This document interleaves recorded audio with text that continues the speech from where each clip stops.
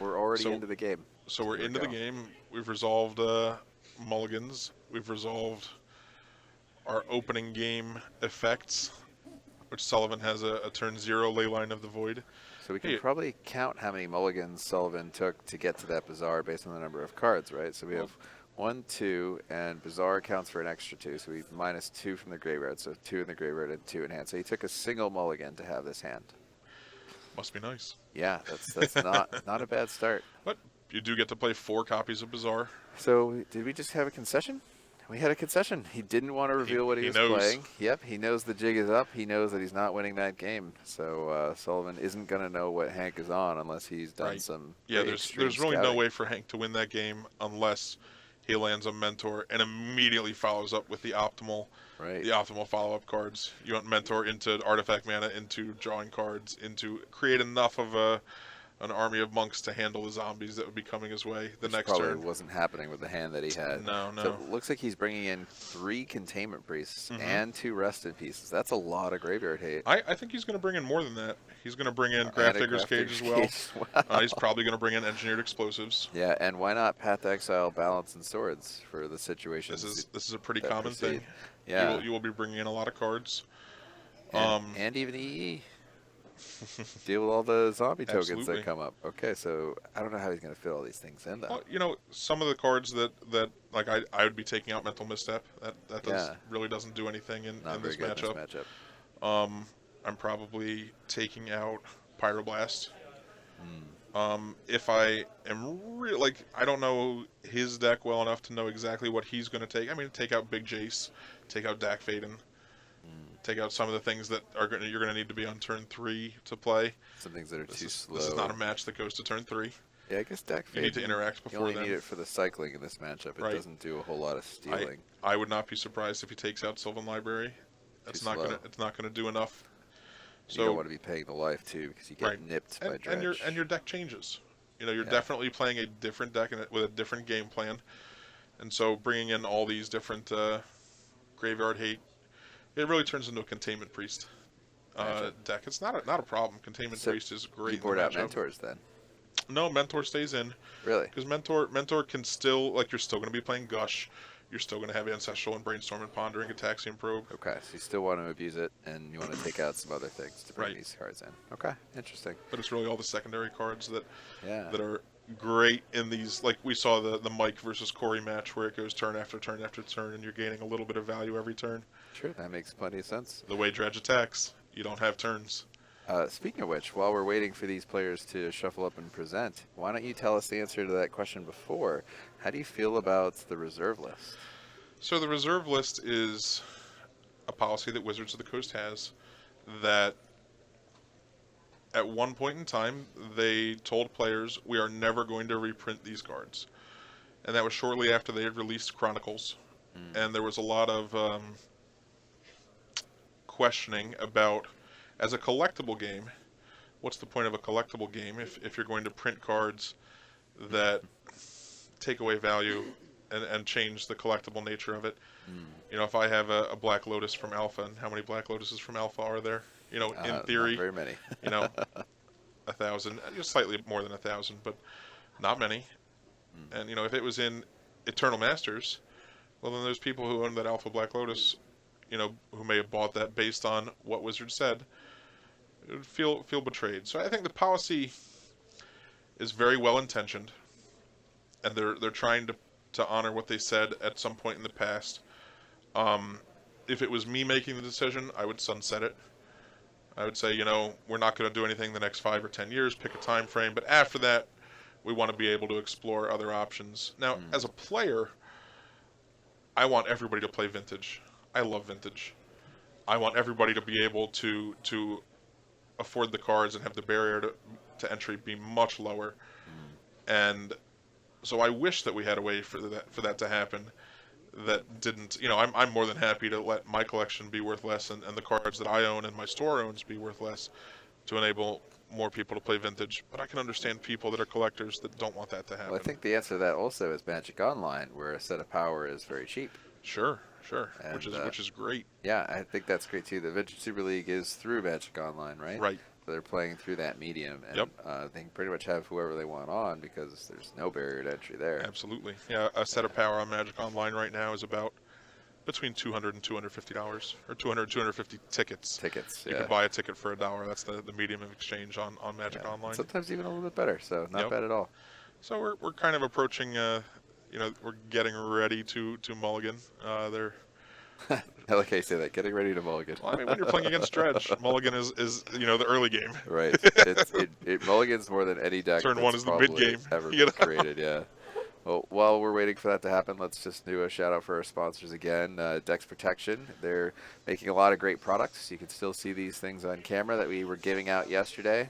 They are pretty awesome cases. They hold quite a bit of things and a lot of different devices to hold your things. And they usually pop out of the box as well, so they're interchangeable. Not this one, but some of the larger ones that we showed you before.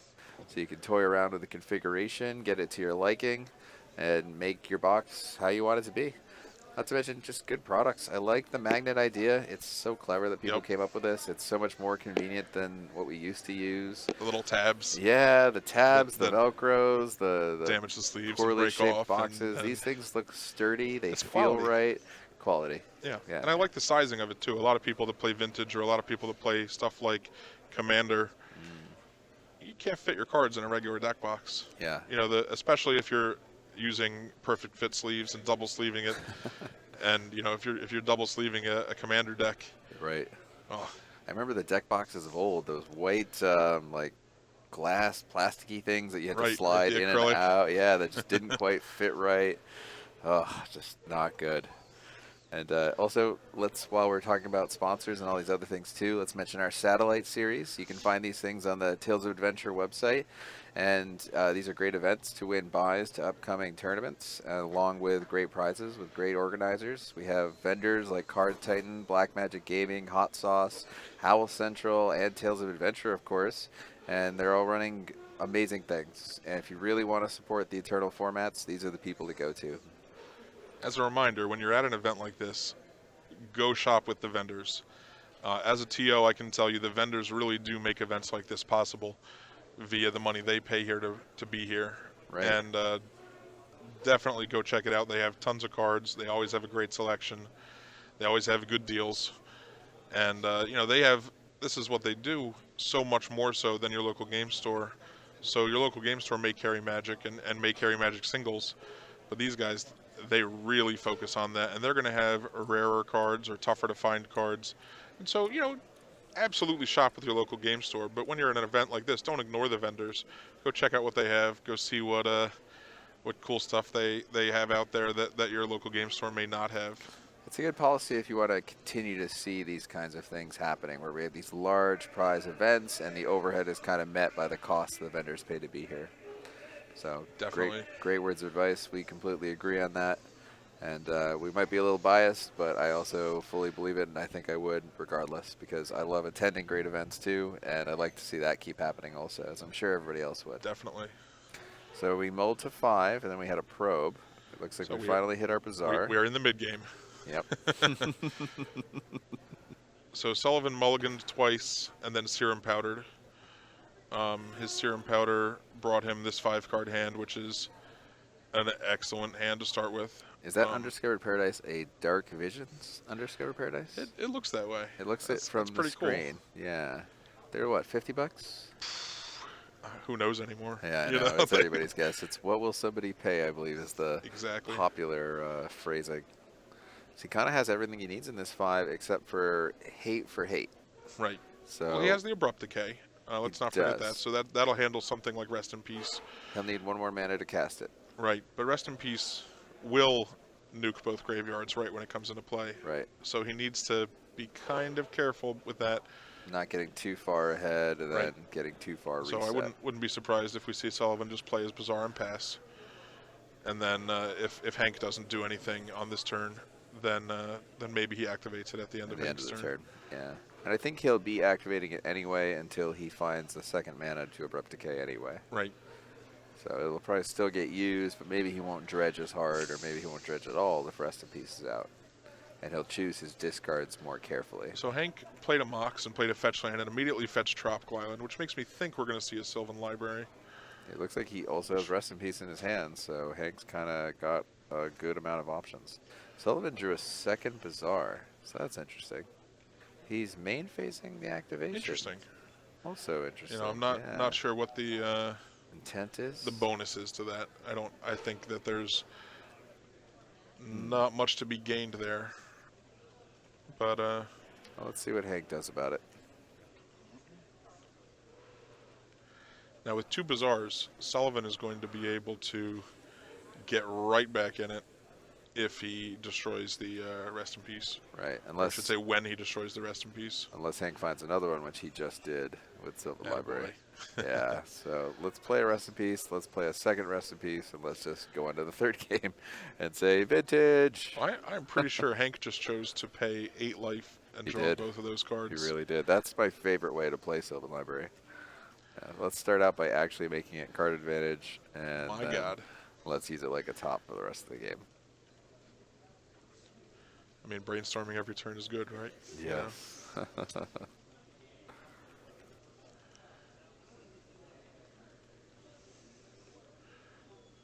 It's definitely the right choice. He's also holding a Containment Priest. Oh, I'm excited. I'm excited. Looks like Hank is firmly in command of this game. Yes. Now, if I'm Sullivan, Main phase again. I think he's got to proactively look for that second mana.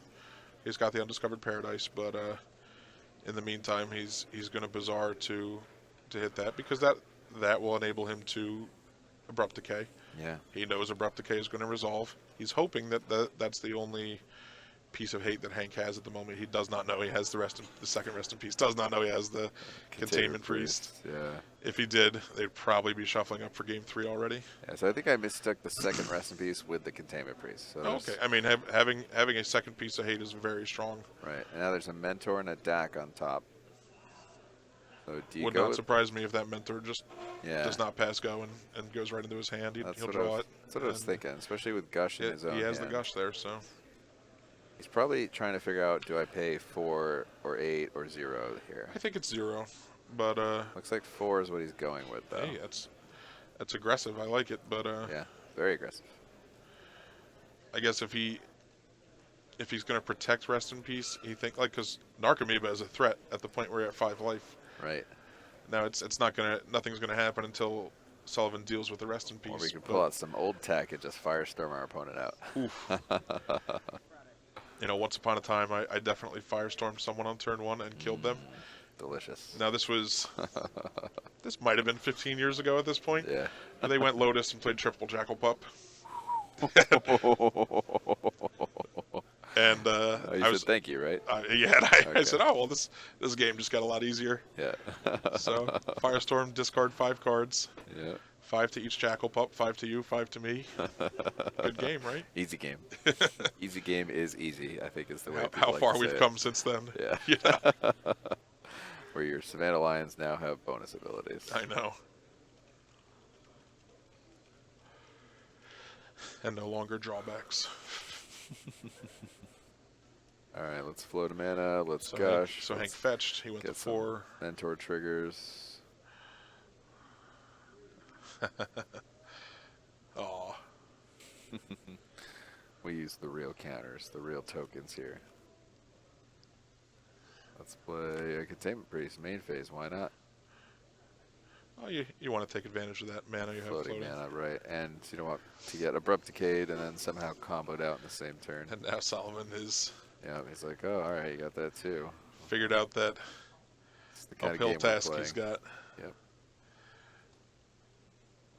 Probably pitch second Bazaar here, right? I'm not sure, because if I'm Sullivan, if I handle both of those cards, the second Bazaar is what's going to enable me to get back in the game, Fast enough. especially I with think- Mentor on the board. I think the fact that he didn't hit it there means that there's no clock where he comes back.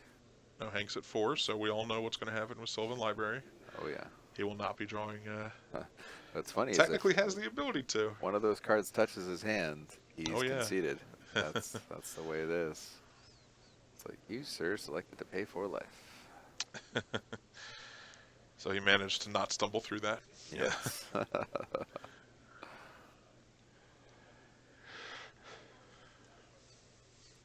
like to see Hank just put this game away quickly. I think so far ahead and has lots of resources that could happen either this turn or next turn. And I don't love it when players play way too cautious and give their opponents lots of time to recover. Sure. So he fetches, he goes to 3. 3 is a scary spot to be against any deck. Certainly. I don't know that I would have fetched there. I might have just played the other duel. Well, I mean, what might he have that he wants to shuffle? Well, he knows the top 2 cards from Sullivan. Okay, so that's reasonable. And it can't be the fact that he wants red, because he's hard casting Probe with his red source. No, maybe it's just a hard cast, couple draw spells and push with prowess.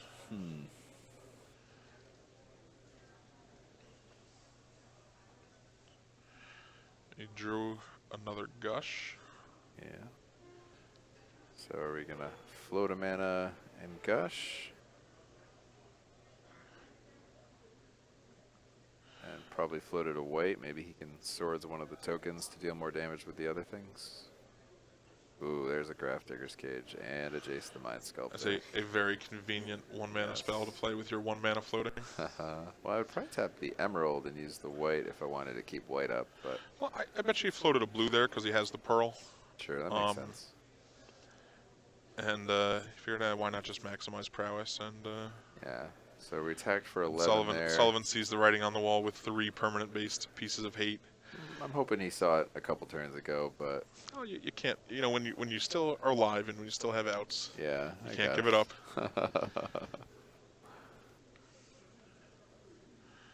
So you think he'll do anything different now for Game 3, now that he knows for sure what Hank's playing? He brought in Abrupt Decays. He took out Leyland of the Void. I'm probably bringing in Serenity now. Looked like he brought... if he didn't already. Right. It looked like he brought in a combination and not just all of things. Sure. So he took out an Icarid, he took out a red card by the looks of it. What red card is in this Dredge list? It's not Faithless Looting, is it? Maybe he took out an Ingot Chewer that he had brought in. Yes, he brought in some Ingot Chewers. Yeah. I thought maybe that was a chance. So maybe, because I think Serenity is definitely better than Ingot Chewer right Much here. better, yeah. But he might have thought Ingot Chewer because opponent conceded before turn 1, and Stax is one of those decks that can't beat Dredge game 1, right? No, and it's a reasonable card to bring in. It had legitimate targets. You know, the Grafdigger's Cage was there. Yeah. Okay. But Serenity and Abrupt Decay are definitely where he wants to be. If he's only committing to those 8 hate cards. Now, what does he have for Containment Priest other than Abrupt Decay? Nope, that's it. Just that. That's it. Some decks had been playing Chain of Vapor, but Abrupt Decay is the better all-around answer at the moment because it's uncounterable. Yeah. Although we did see that get redirected a couple times on camera yesterday. Oh. Yeah, and it was quite savage. There was a Abrupt Decay on a Leovold, so the draw trigger happens, the misdirection happened, and the Abrupt Decay hit the caster's own Leovold instead. And the caster of the Abrupt Decay didn't draw because Abrupt Decay was his own spell, not his opponent's, but I'm pretty sure misdirection targets. So I think he was supposed to. One of the interesting things that happened. Yep. Because I think misdirection reads, change the target of target's spell that targets only one permanent to a different target. Or one permanent or one target to a different target, which says target, which means triggers. You're not wrong. So there was a mistrigger there, I think. So Hank won game 2 in decisive fashion. And now Dredge gets to be on the play, which is definitely where it wants to be. This is kind of what we expect with a matchup like this and with Dredge in the format, right? It's, do I have hate? Yes, win. If I do not have hate, no, lose. Right. Looking at Hank's list, he definitely respects it and is definitely playing the cards that you need to play to have a shot at winning the match. Yeah. The unique 4-pile. Yeah, I don't know what he's doing here. I feel like somebody's getting trolled. It might be us, Ely. Yeah, it might be us. I hate when that's the case. If you don't know who is being trolled at the table, it's you. Yeah. That's the good old Rounders line. You can't identify the weak link at the table, get out of the table. All right, so we're going to see these 7s. Looks like Stinkweed Imp. Can't see much else of it. He hasn't mulliganed yet already? Nope. All right, he is. I was So going to say, there was no Bazaar. did not see a Bazaar there, so Yeah. away we go. Being Sullivan, if you saw, let's say, Undiscovered Paradise and Mana Confluence, Abrupt Decay, and then maybe some other pieces that would like slowly let you do stuff. I'd keep. You would? Yeah. So let's say you could hard cast some Bloodghasts.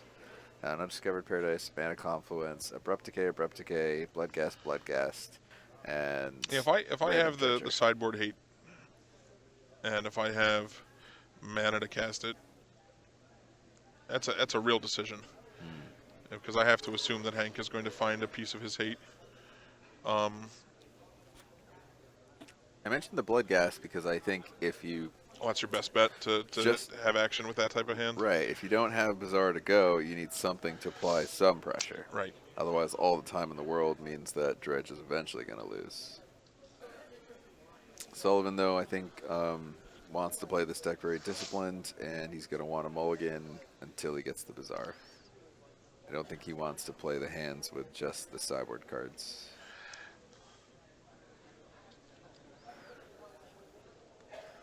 Also, there's only so much aggro we can get in with Narcobeavas and Bloodghasts, especially when our opponents is playing swords. Well, Bloodghast can put in some real work. It could. Especially if Hank is as aggressive with the Sylvan Library again.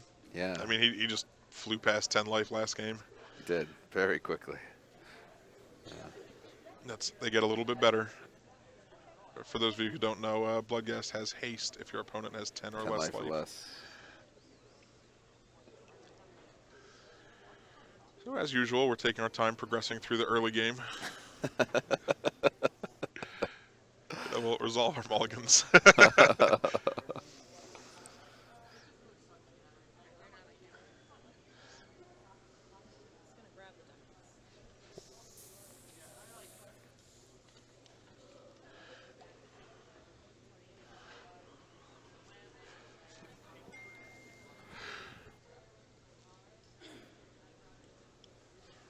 Another mulligan. Okay. Like you said, the early game is going a little bit long this time. Well, Dredge does that. So now Hank is not he's not holding his cards in a way that we can see what he has, but he hasn't immediately mulliganed yet. So usually I think Hank is on 5 right now, but who knows if that has hate or not. Usually going to 4 is a very difficult decision to make. Yes, yes it is. Odds of getting something cohesive at that point drop significantly. But I think with Dredge, you keep going lower. If it's just a 1 card and it's Bazaar, you might want to keep going till you get that 1 card.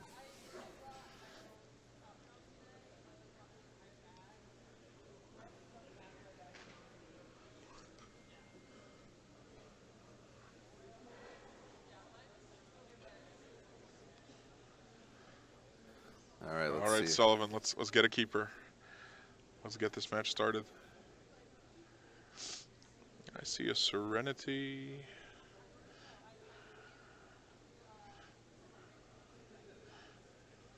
Ooh. Serenity was not good enough. And he hasn't once had a Serum Powder yet, right? No, he is, whether he has had it or not, he has not elected to Serum Powder yet. And they always do that, so. Yeah. Yeah. Unless, say, there was like a Bazaar. 4 bridges in it. Oh, that would be yeah. unfortunate. Yeah.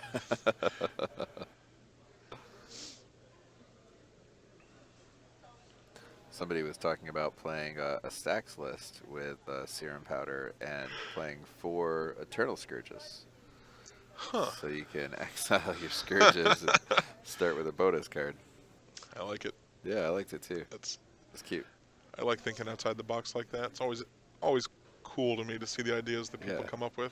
And it abuses that card I told you that I think probably should be restricted. Workshop too good. Workshop? Is that what that card is called? Yeah, it's shops that do work.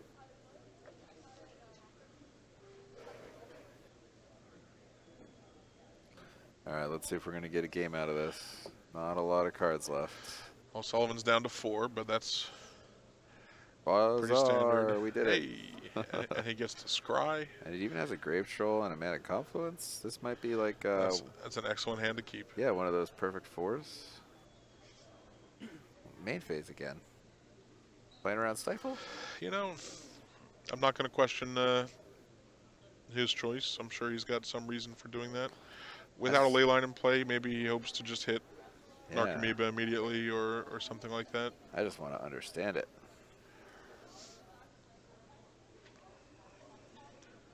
Dig, baby, dig. So he has Wismare. That's the white card. Mana Confluence. And he's probably going to hope to draw into an answer for that cage. He did board out an Ingot Chewer. Maybe 4 Wismare. Perhaps. I think Rest in Peace is definitely the bigger threat Definitely. than Cage. Let's see if Hank can reapply some additional pressure here.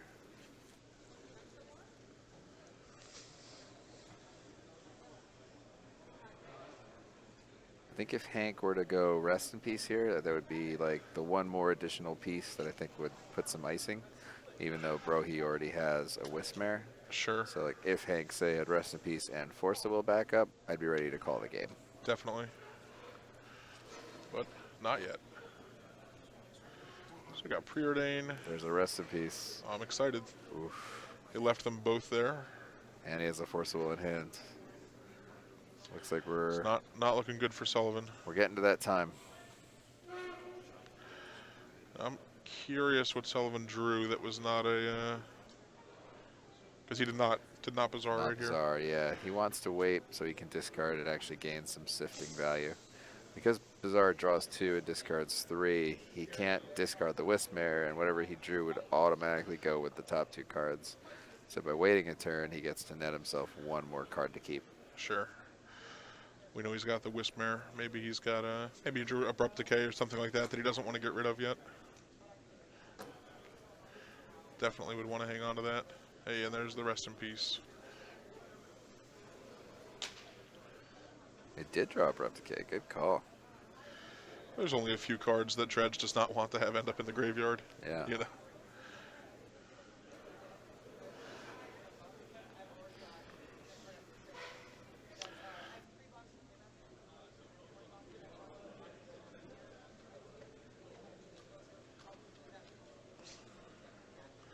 So he evoked the Wismare to try and kill the Rest in Peace. Hank had the Force of Will, as we knew. And now all Hank is really looking for is a way to put some pressure on Sullivan and close out this game. I always find the paying 2 life in situations like that to be funny. If you have plenty of mana available and nothing to cast. My thought, I think Hank's thought process there is he's going to gush. He's going to draw more cards. And maybe I something. would be gushing first.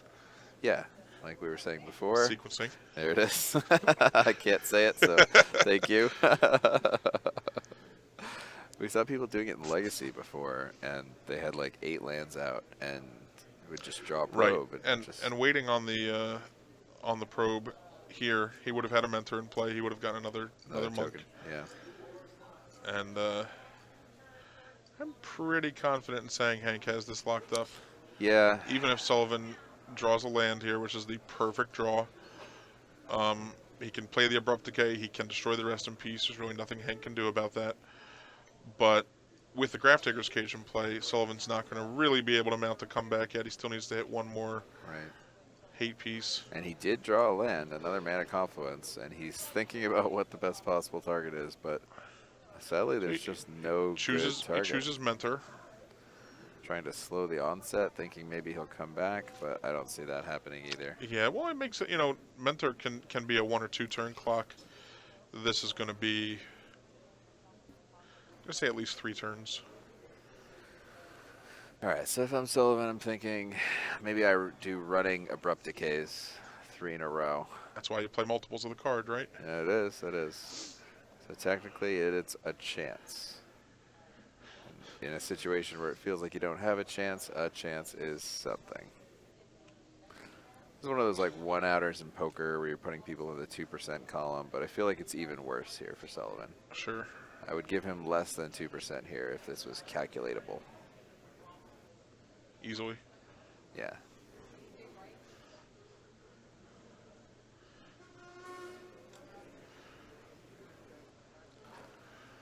Like we're doing a So gush. I think Hank is floating some mana and playing a gush. We have a average merfolk looter thanks to our own rest in peace on the table. There's nothing wrong with Merfolk Looter. No, nothing wrong at all.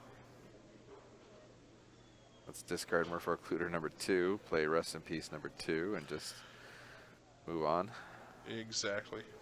We're taking a lot of time to think. We don't really need that time. There's no punting this one away, Hank. Oh, and Hank's going to walk away with this match because he respects Dredge as a deck and brought the cards needed to beat it. Yep, the proper sideboard hate. Such a large combination, too. 2 rest in peace, 3 containment priest, and a Grafdigger's Cage. He's probably got engineered explosives in there too, which I love. Me You too. know. Very good card. Oh, you've got 8 zombies? That's cute. Very Not flexible. anymore. And looks like he still has the Mox Jet to play the rest in peace number 2. He might still have mana floating from the gush. Yeah, I think Okay. he probably floated blue and something else. Sure. That won't matter because he's just got the Tundra to cast Rest in Peace. And if I'm Sullivan and he plays that second Rest in Peace, I'm scooping. Yeah, You know, makes sense. there's no. You know what? Actually, he's got Serenity. Ooh, So Serenity handles that's all of that at true. once. So That's true. there's no reason to scoop until It's actually done. until Hank kills him, and he's only got 2 monk tokens. So Hank needs a Force of Will to ensure the game.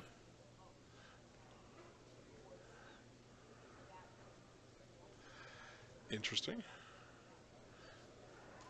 More prowess triggers, more sifting, find a Force of Will, there's Force of Will.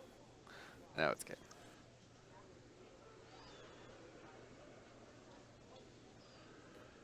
Was that Treasure Cruise that he was discarding there, or was it a different Yeah, card? that wouldn't be good Treasure to have. Cruise, not the best card with Rest in Peace in play. Misstep and path. Gotcha. I'm surprised he left the missteps in. Yeah, maybe he just doesn't know there's not much to target. Well, Dredge usually does play Chain of Vapor. Chain of Vapor. And so Chain of Vapor is a live misstep card, but This list doesn't. this one doesn't, but he has no way of knowing that. Yeah. The other, Cabal Therapy is another misstep target, Sure. Hard but to do that. I really just never combating Cabal Therapy with counter magic is Never a good play. not a good plan. Exactly.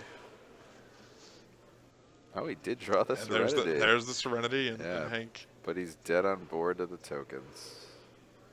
And Hank reveals it, says, hey, you want to move on? And Sullivan agrees. And that's a match.